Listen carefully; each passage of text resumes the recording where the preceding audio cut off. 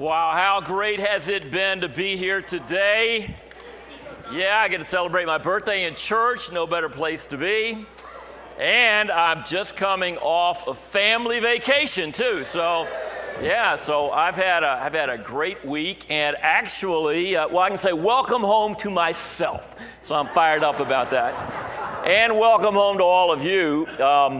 This is a good vacation for me, especially reading the Bible this week. How about you? Had a good time in the Bible? I didn't have a lot of appointments. I got a lot of time to think, a lot of time to relax, a lot of time to spend some special time with my family. And I was able to really focus in on our readings in Ezekiel this week. Had great prayers for you. I wasn't able to be with you, but you've been on my heart because I've been able to pray for you and think about you and think about the great God we serve, and also, wow, this great book that he's given us. This great living word that is so powerful. So I did all of my reading in Ezekiel this week. But you know, sometimes as you're moving through the Old Testament, you got to make sure you take trips back into the New Testament, okay? Or it can kind of wear you out, if you know what I'm talking about. And so I made sure I read a couple of Gospels, or a couple of chapters in the Gospel. I chose Mark this past week as I was working up, trying to apply New Testament passages and principles to what I'm reading about and seeing sort of lived out and preached in the Old Testament, and it was very meaningful for me. Let me ask you this. How many of you this week, okay, remember you're in church, you sort of gotta, do nothing or tell the truth here, okay? How many of you read Ezekiel 10 through 33 this week? Okay, raise your hand. You did it. We have a smattering of people. How many of you read in Ezekiel this week?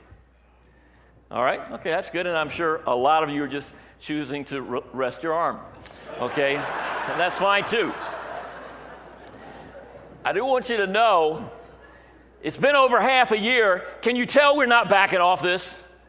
Have you figured out we are going to read through the Bible together this year?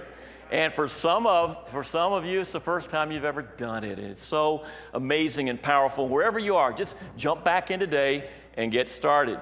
Now, I just want you to know, since we've been reading in Ezekiel, I decided, okay, I'm going to take my message today from the book of Ezekiel and what I've been thinking about and meditating about and tying into the New Testament and the life of Jesus as well.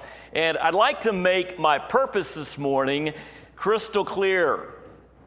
Okay, I want to be able this morning in a few minutes to inspire you, to motivate you, to admonish you, if that's what's necessary, to read and wrestle with the message of the book of Ezekiel, and to take it into your heart with that new heart and new spirit that most of you have if you've been born again, and to be able to take it deeper and to understand these truths and apply them in our life in a way that we've never done before. To not just be hearers of the word, but to be doers.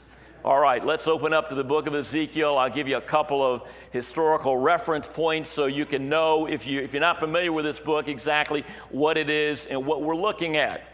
Ezekiel, of course, is one of the Old Testament prophets. It's a long book.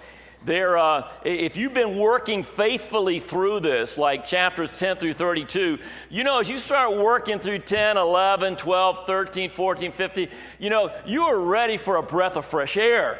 You're ready for a drink of water, okay? You're ready. I was reading that, and I kept wanting, I want to get to my favorite passage in Ezekiel, which is Ezekiel 37. I mean, the dry bones coming to life, and all of that hope, and all of that vision that is clearly in the book of Ezekiel and throughout the Bible. I got to get there fast, all right?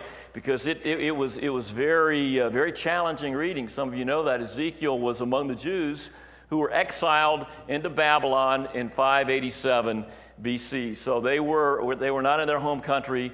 They were exiles and refugees.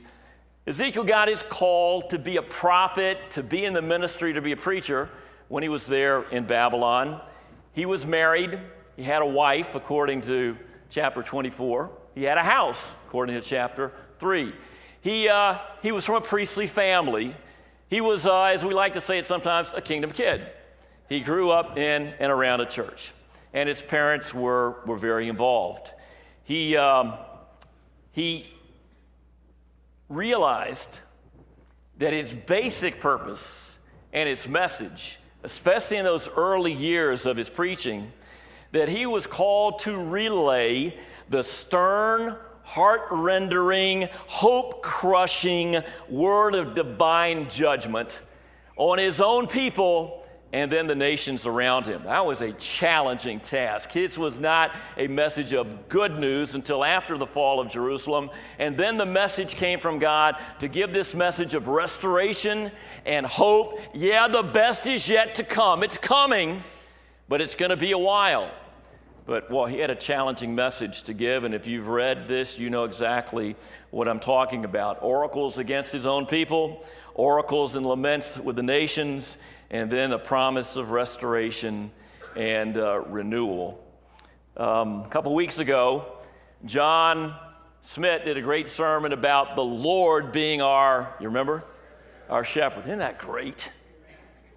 The Lord is my shepherd. And that is who God is and who he wants to be in our life. But then also, as Jeff talked about last week and as we've been reading through the Old Testament, God is sovereign. He is Lord. We go through our peaks and valleys and the good things and bad things that happen in our life, and the idea is to take the focus of ourselves, off what's going on around us, and to put our focus and trust in God. Because God is sovereign.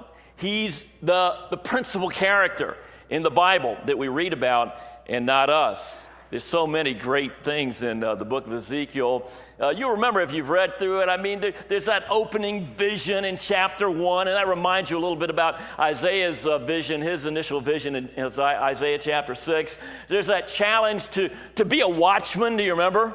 Okay, that we are responsible when we receive news to pass that on to other people. If they choose not to follow it, they're accountable. If we choose not to deliver it and they're judged, we're held in accountability. That's an amazing thing that applies, it seems, not just to Ezekiel, but men and women of God throughout the centuries. That's a challenging passage. There's also the challenges that Ezekiel got personally. He was called to lie in the middle of the street on his side for, you remember how many days?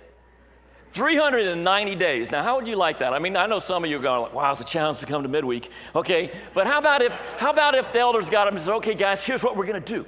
As a sign to all of the people in Atlanta, we're all going to go out and lie down on the sidewalk for 390 days. How about it? We'd have less people in church next week, I think, okay? Not sure we like that assignment. And then he was called to lie on his other side, and then he's supposed to shave his head and shave his beard. I mean, God gave him all these things as a sign to the people to really be able to pay attention to what God was trying to say. There's the promised restoration in chapter 11. There are the false prophets condemned in chapter 13, and you see it again in chapter 33. And if you've been reading in Isaiah and in Jeremiah and Ezekiel, the message is always the same. The false teachers and the false ministers and pastors, they say peace, peace where there is no peace. They whitewash it, everything's fine. And a true man or woman of God, whether individually or in front of a group of people, calls people to believe and to repent.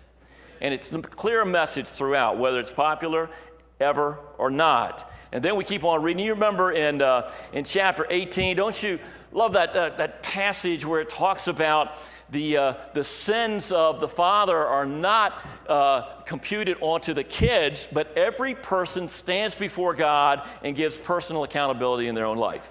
You're not responsible, okay, for the sins of people that committed around you or before you, but each person individually. The soul that sins, that's the soul that will die. The soul that repents, that's the one who will be restored. And then you remember that great passage we like to look at, particularly when we got that passion and that zeal about doing great things for God, where he says, I looked and I tried to find somebody who would stand in the, do you remember? In the gap. And somebody who could really be there for their family and be there for their people and be there for their community, but I couldn't find anybody. And so judgment had to come. That's the passage that really is, been interesting for us. I'm just going to focus on a couple of chapters here because, again, I'm not trying to go through all the book of Ezekiel this morning in just a few minutes, My goal is to inspire, to motivate, to admonish you, to read and wrestle with the message of the book of Ezekiel and to apply it to your own life so God can help take it deeper in your walk with him. Let's turn over to chapter 21. Chapter 21. I have 3 points. It may have nothing to do with your 3 points, and it doesn't need to. You got to come up with your own 3 points, amen? As you read, come up with your own 3. I got 3 that I've chosen, today, and the first one's going to come right out of Ezekiel chapter 21. Let's open up. Let's look at the text, and I'm going to actually put in from time to time put up a slide, a New Testament passage, and we'll do our first one right now from 2 Peter, chapter 3, where the message of the Bible is that God wants everybody to repent. He doesn't want to destroy anybody. He doesn't want people to go through hard times, and he's very patient with us, not wanting any of us to perish or get into bad stuff, but to be able to repent. He's that kind of God. And so my first point is God is sovereign over the nations, over you and me. He cares and he is present. Now that's not pithy and that's not short, but it's true. God is sovereign over all of the nations. He's in charge of everything that's going on in the world, in Syria, in the United States, in the former Soviet Union, in China. He's all over it. And there's a plan in all of this, and he will rise up nations and he will judge nations, and it's all according to his good pleasure. He is the Lord. He's not just a guy up there just watching things happen. It's the clockmaker who's watching his creation. He is sovereign over the nations, me and you, and he cares. He cares. The New Testament says he cares enough to know how many hairs you got on your head. I mean, that's a lot. That's a lot of care. A lot of personal concern. And he's present. He's active right here in this, he's right here in this auditorium. He's in the space between you and your friend or your husband or wife right there. He occupies a place in many of your hearts. He's over, he's watching. He's orchestrating things for this coming week. He's there and he cares. Even when he has to allow us to go through very hard times, whether it's pruning or even utter destruction and pain, to be able to get us to wake up to the message he's trying to get across to us, okay? You see it all through the Old Testament if we're paying attention at all. Let's look in chapter 21. Okay, God is sovereign, and he cares, and he is present. The word of the Lord came to me. This is in Ezekiel 21, verse 1. Son of man, set your face against Jerusalem and preach against the sanctuary. I am so glad that's not the message that I got for this morning. To stand up and preach against you guys and tell you judgment and destruction is coming and it's too late. You can't do anything about it. Just pray for your grandkids. I'm just very happy that's not a message I have. We have a message of grace and God's love, but he is the same God, and we got to pay attention to this. Because eventually our judgment will be when we stand before God at the end of our life and the end of time. Okay, but it's very real. And here's, Ezekiel gets this message. Man, I don't know, Jeff, I'm sure you've been feeling this as you read through this. When you read through these passages, we got to count the cost if we're willing to get up here and really preach this stuff. And really say it like it is, okay, instead of peace, peace where there is no peace. It's a cost to be counted because these aren't always the most fun sermons to be able to give, but it gets good toward the end, okay? Don't zone, okay? It's getting, the best is yet to come. But you want to deal with real or not, or images, or Photoshop? What do you want? What do you really want to look at? The Bible asks us that question, if we're willing to deal with realities here. And so Ezekiel said, Ezekiel, you got to go. I've worked with these people for literally hundreds of years. They're not changing. It's the same pattern, and I got to do something dramatic. And that was his message. But he's also with a message of concern and compassion, and God does not want it this way in any way, shape, or form. We keep on reading. You see the message of destruction in verses 2 through 5. And then in verse 6, he says, Well, in verse 5, the people will know the Lord, I the Lord have drawn my sword from its scabbard, and it will not return again. Therefore, groan, Son of Man. This is going to be important because when we look at a few chapters later, we're going to see another message. But he says to Ezekiel, he says, groan, Son of Man, groan before them with a broken heart and a bitter grief. And when they ask you, why are you groaning? You say, because of the news that is coming. Every heart will melt and every hand is going to go limp. You know, every spirit will become faint and every knee will become weak as water. It's coming. It will surely take place, declares the sovereign Lord. Yikes! It's going to be so rough, it's going to literally take your breath away. I don't know if you ever had that time where you were just so overcome, you just almost fell over. Your knees buckled. You know, the news was so horrible and so terrible. But God tells to Ezekiel, Ezekiel, I want you to really groan and hurt over this. I want you to show the people how I feel about it. I'm not like just some traffic cop writing out a ticket or a judge who has no relationship with you at all, sending down a verdict. I'm not just some conquering king who just wants to wipe you out so I can do my own thing. I love you. I care about you. It kills me. Only a parent can really understand that, right, guys? Only a parent can really understand how it's breaking your heart. Even if you got to say, Jordan, get out of the house. Glad you repented, bro. And keep on. You still need to keep on repenting. That's a message of Ezekiel and the other passages. God really does care about us. Did you know that? And then even when he goes on, you guys that have read through it, as you get into the chapters 26, 27, 28, 29, etc., you'll see the judgment isn't just on God's people, the church, but his judgment are against the nations around him. They're judged, and then they're not only judgments against them, it says judgments and lamentations. It means God is hurting over them, even though they don't give a flip about him. And so Jeff talked about Lamentations last week, and Jeremiah, and the passages you've read in Ezekiel here and other places. God takes no delight in the destruction of the wicked. Thank you, God, for that kind of heart. And praise God, he gives us lots of opportunities to change. Many opportunities to change. Why? Because God is not slow about keeping his promise. These people thought, nothing's happened for hundreds of years. We've had these jokers come through and preach these sermons for us, for a couple of generations. Nothing's happened. The Assyrians got those bad guys up in the north, those liberal Christians, up there, wiped them out a couple of, 150 years ago. But we're fine. No, he's not slow about keeping his promise, as some people count slowness. In that same passage, it says 1,000 years to the Lord is what? Like a day.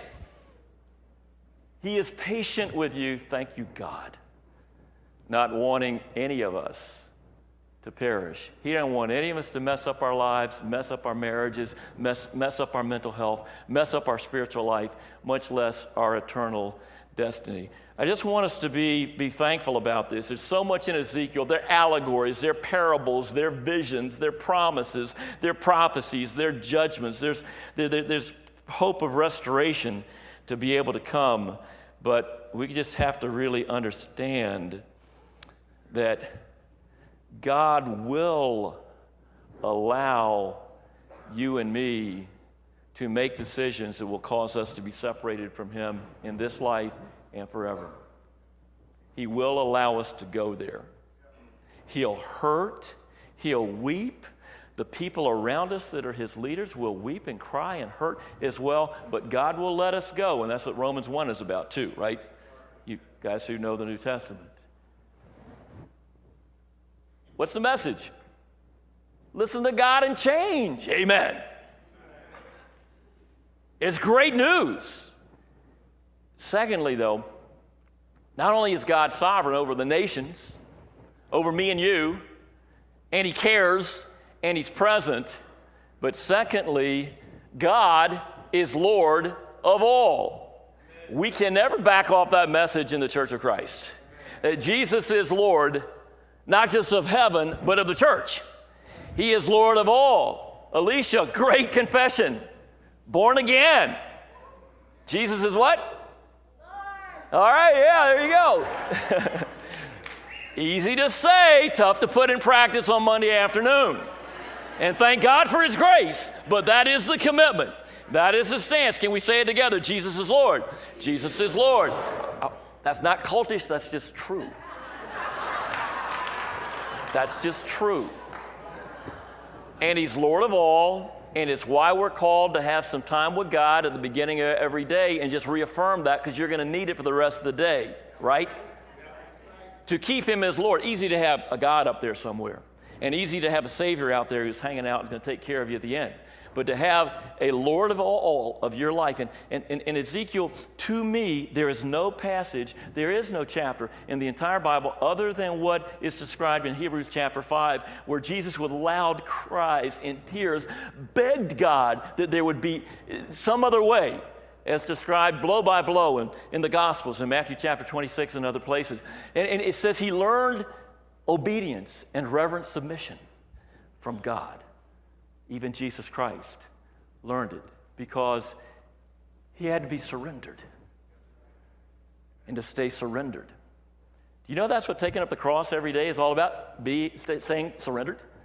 Renewing that commitment and just letting God fill and work in your life. This is not sinless perfection. This is not being perfect. No way. But it's the intent and attitude of our day and our focus and our heart. But there is no chapter like Ezekiel chapter 24 to me. And there is no chapter like this on surrender and that Jesus is Lord of all, God is Lord of all for you if you love your husband or your wife or your children. And you've got that emotional connection. God's taught you that, through life. Because here we come for Ezekiel. This was the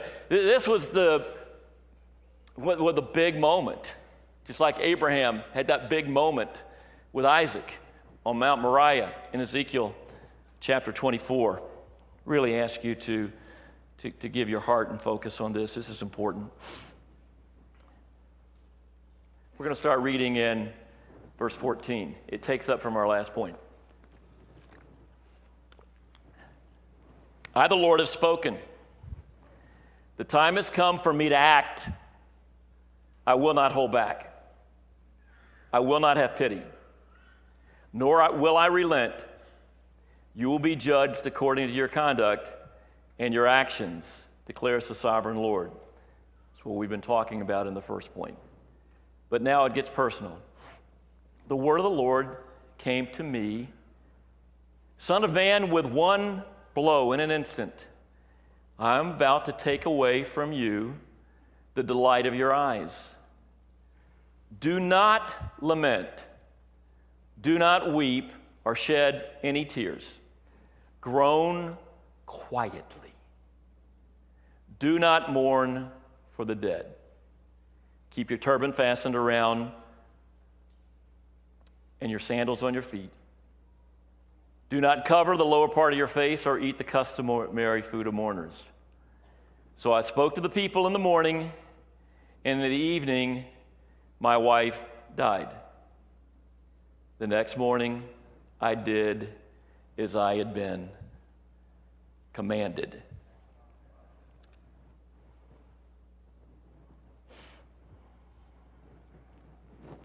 Kelly was reading this on our vacation. We had that's like one of our best times, even just with each other.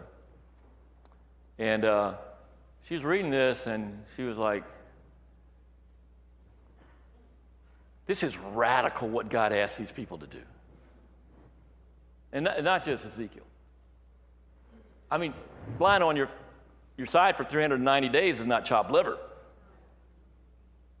Going out and speaking the truth when nobody wants to hear it and people just ridicule you and say, you're just a hellfire damnation guy, and write you off. That's not fun either. But he had one delight. He had one delight. The delight of his eyes, the thing that he loved more than anything else, his wife.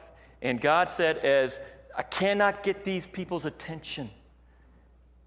And here's what's going to happen, Ezekiel. Here's what a wife is for someone who has me as their Lord. A wife is to serve me. Given to you for a period of time, You'll be blessed, but ultimately, your wife is mine. Now, don't worry about his wife. I think she's in pretty good shape. As is Ezekiel. Life got cut a little bit short. It didn't make the mourning any less for Ezekiel, but he was told, unlike the lament over the church where you, oh gosh, this is killing me. You just got to be there. You have to be so composed. Everybody's going to ask you, what is up? Which is what and you tell them, this is what is up. Can we do our next slide?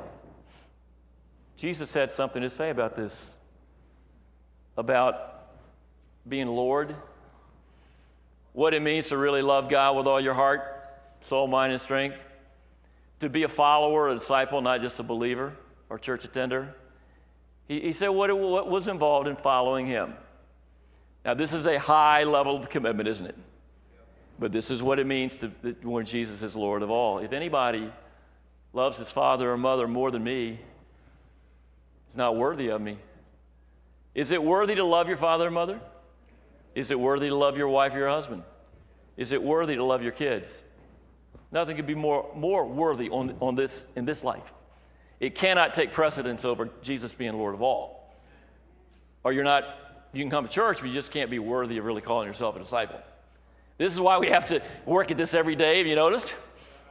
And to stay focused, and he says, and anyone who loves son or daughter more than me is not worthy of me. And anyone who does not take up his cross and follow me is not worthy of me. I mean, I don't know how you deal with that passage. Usually it's in generalities, okay? And stuff like, okay, my husband doesn't want to go to church. I'm going to church anyway. Okay, amen. That's excellent choice, okay, in most cases.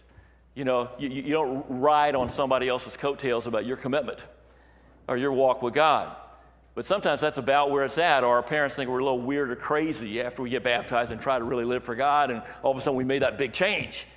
It takes them a few years to figure out it's real. But, you know, but there's some moments. But this is amazing. He says Ezekiel got up and he did what he was commanded.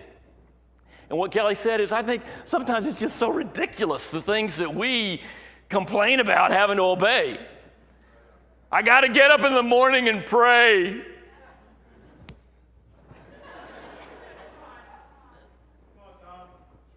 I got to read 2 chapters in the Bible today. No, you don't got it. That's not in the Bible, okay? But in your heart, you know you need to be reading the Bible, the scriptures. I need to come to church and try to like it. Because some of us don't like church that much. I really am not a church guy. I've told you this many times. But I got to come, and I got to come, and I got to be friendly and loving. Why? God commanded it. Just like we're little kids at the table. Johnny, stop slapping your sister. Okay. God's the same way. Yeah, come to church and like it. I got to sing. Yeah, and like it. These are not like earth-shattering things, gang.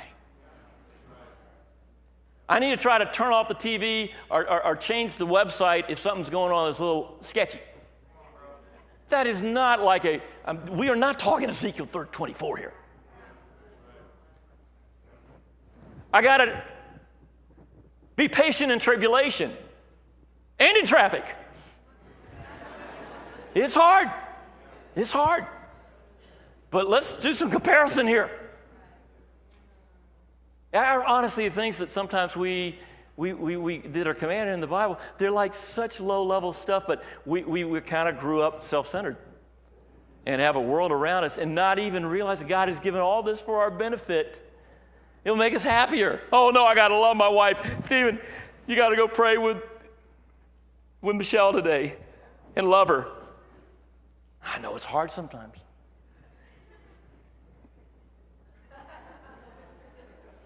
Just imagine if the Word of God came to you tonight and said, tomorrow morning, Michelle is gone.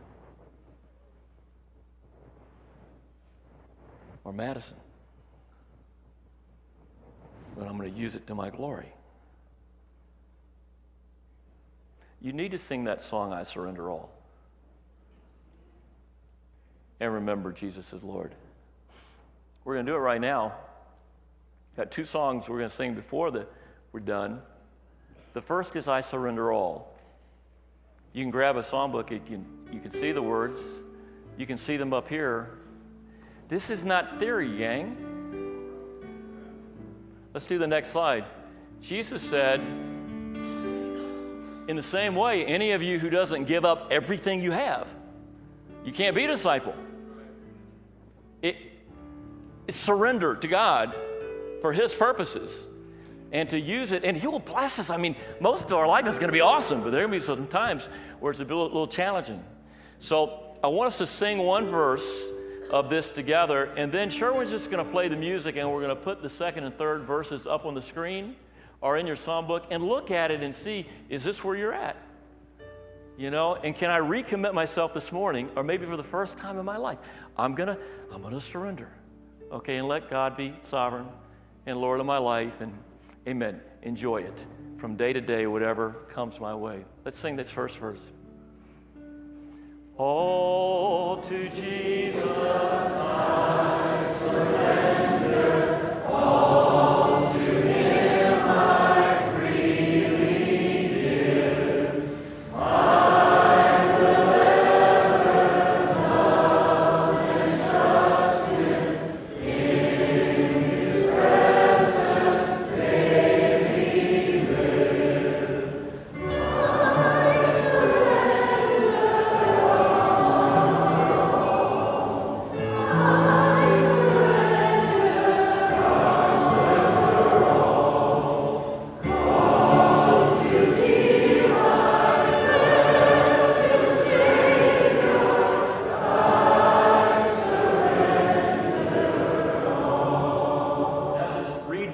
I and think about that in this second and third verses.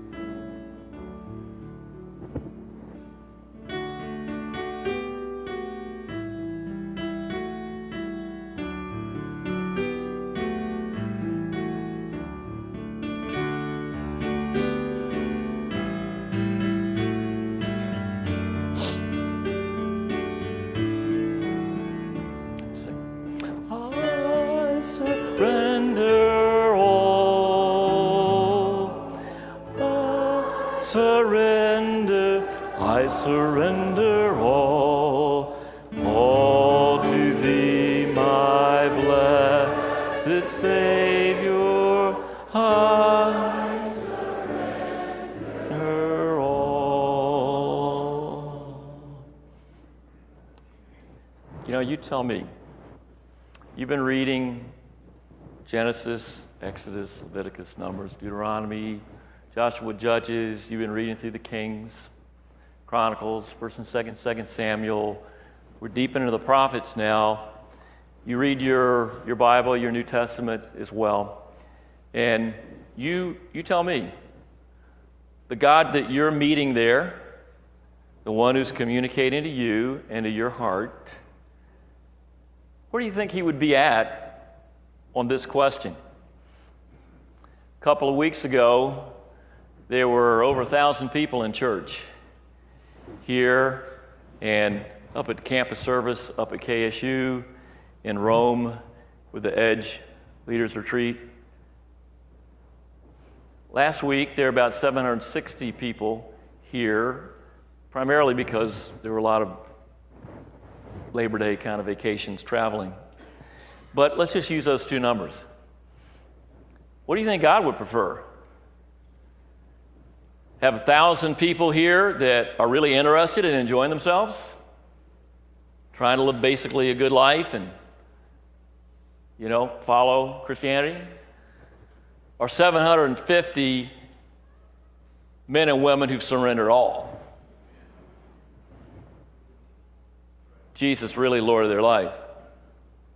You tell me. You got the Bible, you can see that for yourself. Of course, it's a false choice because God wants both. He wants 750 people, Jesus Lord, and another 500 or 600 just coming in the process of getting there. Studying the Bible, because some of you are there, some of you aren't totally there or not. But God's plan is to surrender all, and that's where the blessings start flooding in. Again, I said, you got to read the rest of chapter 24 too. I'm just here to inspire, motivate, and admonish you to read and wrestle with the message of the book of Ezekiel and to be able to apply it to your own life. But you'll see even greater depth as you read in chapter 24. Well, you ready for the third point? The best is yet to come. Whew. The best is yet to come. Okay, be patient. You're going to get to Ezekiel chapter 36, where he's going to reaffirm what Alex talked about in chapter 11, and also in several other places in Ezekiel, that God is going to give us a new heart and a new spirit. He's going to take away that heart of stone and give us a feeling heart, a wonderful heart, that dry bones will be able to rise again, that the kingdom will be able to be restored again. It's going to be a tremendous, tremendous thing we're looking forward to. And I just encourage you, as you read through the book of Ezekiel, you will see the hope that's there. And that's something we all really need, hope and real belief in the promises of God.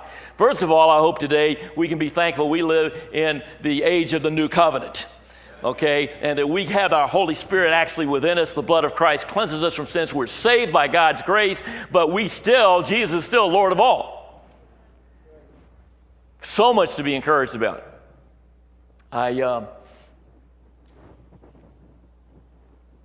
In just a minute, we're going to close out the service in this way. I'm going to ask the singers to come up in a minute, and I'll let them know.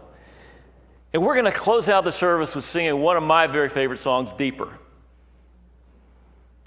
Okay, because here are the takeaways for this morning. Here are the takeaways I'd like you to go with. With these, we got these 3 points, okay? God is sovereign over the nations and me, and he cares, and he's present. And then we also see that he is Lord of all. And then thirdly, the best is yet to come. And what I'd like you to be able to practically apply that is the same message we had from Jeremiah, is make repentance your friend. And look daily how you can repent. And put into practice the commands of God that you're not putting into practice right now on a very practical level. And then on the other takeaway is all the things that we're doing within Christianity right now, let's do them not just faster and harder, but deeper.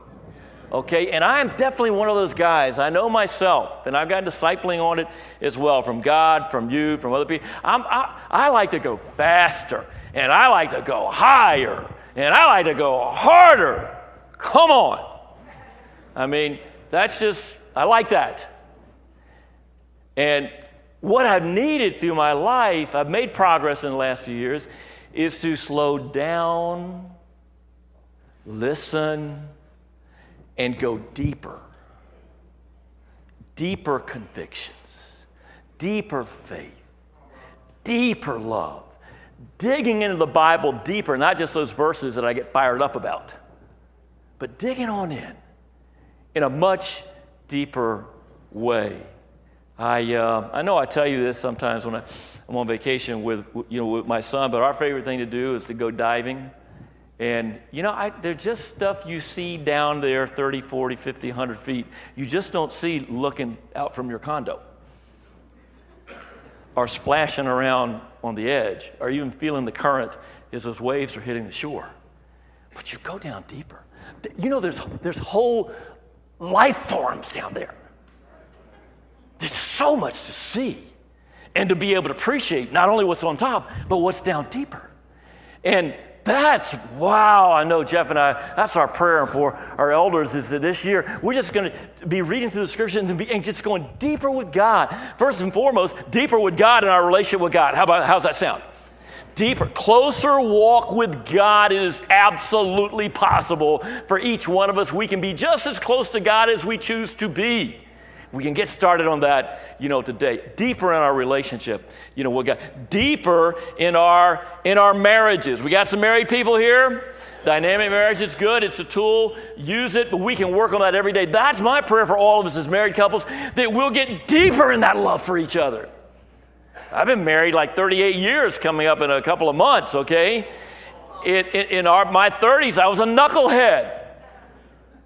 Thought I'd get one amen from right over there. In my 30s, I was like a knucklehead. And I was trying to figure this thing out. And I was enjoying life. Pretty good thing. But in my 40s, we really struggled in our marriage. Really struggled. Midlife crisis, whatever. Really struggled, in that.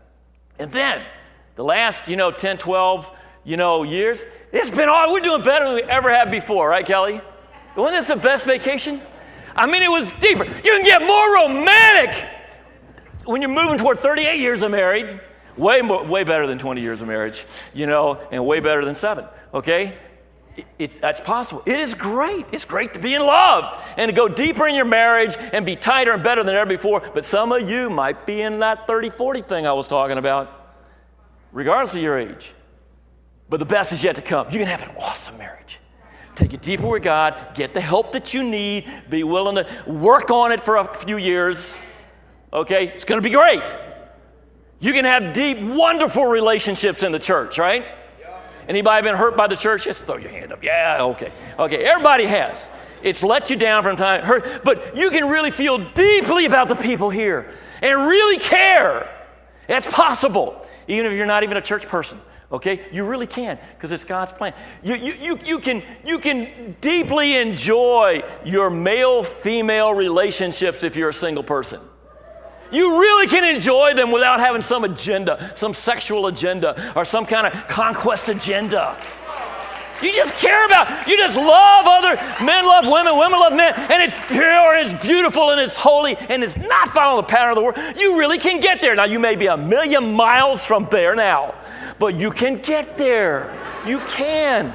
It's possible. Yeah, it's my birthday today, and I want this to be the best year where I'm deeper in my relationship with God, where when I sing these songs in church, I feel them more than I ever have before. I love to sing. I had deeper communions. I enjoy tacos better, deeper, I enjoy birds singing. I enjoy the sun. I can enjoy the rain. I can enjoy songs on my iPod or iPhone or whatever we're called, and just enjoying it, loving it. In Ecclesiastes chapter 5, loving my work, and you can love your work too. It's a gift from God just to be able to take it deeper. Let's do it. Let's surrender again to God. Surrender all. Guys, come on up here. And how about you and me, the rest of this year, we just take it deeper. What do you think? Amen? Amen. Last slide. The Bible tells us that guys like Ezekiel and others, the world is not worthy of people like this. Keep reading. Keep getting inspired. Keep taking it deeper.